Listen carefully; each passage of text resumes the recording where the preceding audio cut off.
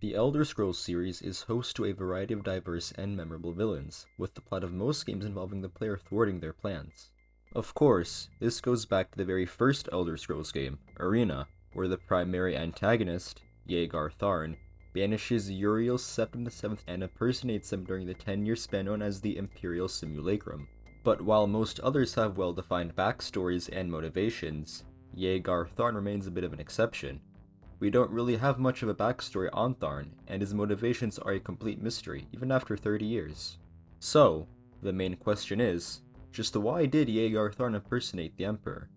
The most obvious, and honestly, most likely, answer is that Tharn was simply just an evil mage who desired the power that came with being the Emperor of Tamriel. Arena as a whole is a relatively straightforward game in terms of plot and mechanics, where you get to be a hero and save the land from a cruel usurper who mocks you at every step of the way. Tharn was probably always intended to be nothing more than your stereotypical villain. Then again, everything about the Elder Scrolls was simplistic back then. With the lore we have today, we can look back and come up with a few theories on just what exactly Tharn's motivations were. First, let's start with everything we do know about the character.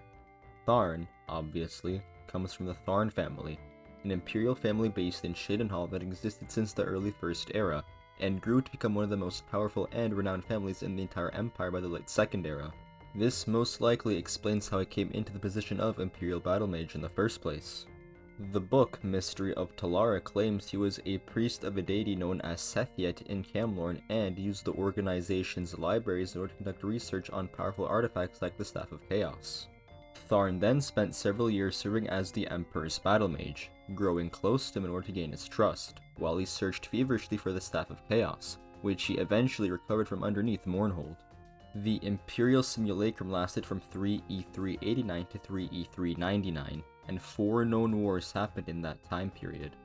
The 5-year war between Valenwood and Elsewhere, the Arnesian War between Morrowind and Black Marsh, the War of the Blue Divide between the Somerset Isles and Valenwood, and the War of the Bendar Mock between Skyrim, High Rock, and Hammerfell.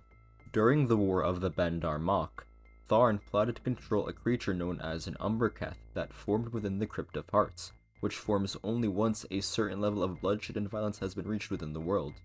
What Tharn wished to do with this creature is also unknown.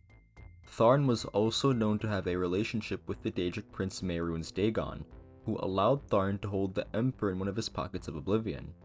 In exchange for his help, Tharn assisted Dagon in the invasion of the Battlespire, which Dagon had failed to do several times in the past. Finally, he was killed by the Eternal Champion, who had assembled the Staff of Chaos and touched it to the Jewel of Fire. And that's basically all we know about the character and what he managed to accomplish. Using all this information, as well as 30 years of cumulative lore, what theories can we come up about what his true end goal was? We constantly hear about worsening conditions throughout the Empire in the time of the Imperial Simulacrum. As stated in the book A Short Life of Uriel's Septim VII, Jagar Tharn's neglect and mismanagement of imperial affairs resulted in a steady decline in the Empire's economic prosperity, which allowed many petty lords and kings to challenge the authority of the Empire, and permitted strong local rulers in the east and west to indulge in open warfare over lands and sovereign rights. Tharn clearly wasn't doing his job properly as ruler, but that doesn't really make sense. Tharn, in addition to his role as the Emperor's battle mage, was also known to be a shrewd advisor and a master of diplomacy, and greatly helped the Emperor and the Empire grow and prosper. This suggests that he would absolutely know how to manage an empire, so why was his rule seemingly marked by incompetence and mismanagement? One logical explanation would be that Tharn had no interest in maintaining the Empire and his rule. He instead wanted to carefully manipulate it into collapsing and tarnish imperial influence across Tamriel. Part 9 of The Real Baron Zaya contains evidence that might support this. It mentions how Mournhold's relationship with the Empire seemed to slowly deteriorate over time, as imperial taxes and quotas upon the city were raised rapidly with each passing year, leading to unrest among commoners and nobles alike. This eventually led to a revolt, which caused Baron Zaya and her children to flee to the imperial city, while Symmachus, her husband and the ruler of Mournhold, stayed behind and was killed. Morrowind was already a land that didn't have a lot of love for the Empire, and this could have been part of a scheme to further upset the population against the idea of imperial rule. If this was truly Tharn's intention, then it's an honestly brilliant plan. But why would Tharn want to see the Empire collapse? After all, his family had been serving it loyally for hundreds of years. Well, the Tharns are clearly most prominent in the time of the Mid-Second Era, and aside from Jagar Tharn, there has been no mention of them in the Third and Fourth Eras. What could have happened to such a powerful and well-known family? What if they were wiped out by none other than Tiber Septim himself? We know that Tiber Septim utilized the power of Numidium in order to conquer all of Tamriel at the end of the Second Era.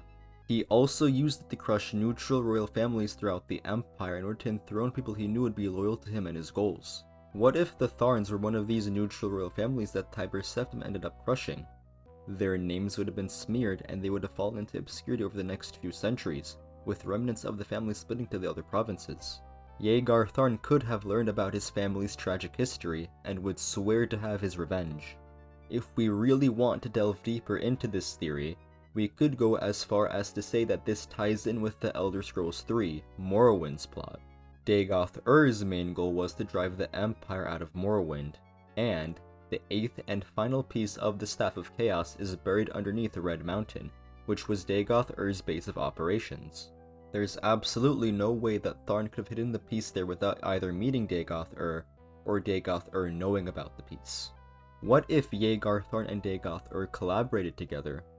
Tharn would spend his time weakening the Empire from within, while Dagoth Ur would build up his power and influence, and then strike while the Empire was disorganized and unable to effectively fight back. And what better way to get revenge than with a giant machine god of your own? What if Jagar Tharn wasn't trying to destroy the Empire, but actually save it? How would banishing the Emperor and taking his place do that though, and save it from what? The Oblivion crisis, of course. We know that Uriel Septim was plagued by dreams that showed him visions of the future, including the Oblivion crisis and his own death. It's not impossible to believe that he would share this with one of his closest advisors. Tharn could have truly known that the Oblivion crisis would be coming, and soon. But how could he prevent these visions from coming true? Once the dragon fires were extinguished, there would be nothing stopping Daedric forces from invading. Preventing his assassination wouldn't be enough. He would have to forestall his death completely. Keeping the Emperor in Oblivion wouldn't just prevent assassins from reaching him, it would also keep him alive for hundreds of years. That's hundreds of years of peace, which Tharn could spend preparing Tamriel for what would happen after the Emperor truly died. It's a plan too crazy for anybody to believe or go along with, which is why he would have to replace the Emperor's inner circle with his own loyal minions.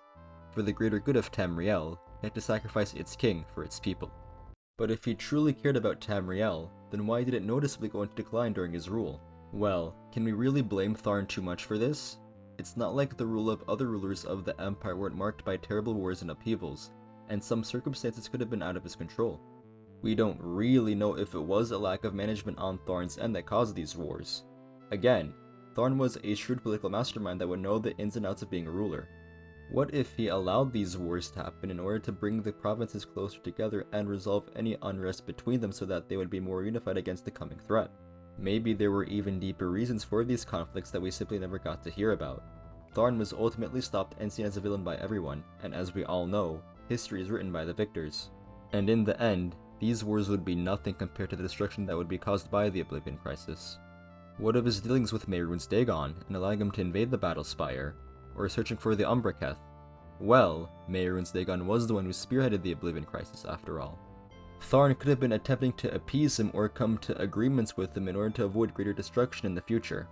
And in the grand scheme of things, the Battle Spire would be nothing more than a small sacrifice. As for the Umbraketh, it would be a powerful tool to use against Daedric forces, no? In this case, Rhea Silmain ended up being a witness to an event that was beyond her understanding. Tharn would have to make the first of many sacrifices by killing his own apprentice.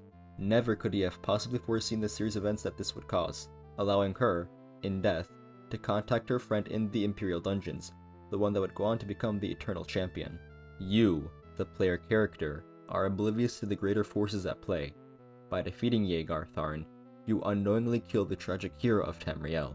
You doom the continent to be overrun by the forces of Mehrunes Dagon, which are only stopped through the efforts of the Champion of Cyrodiil and the sacrifice of Martin Septim.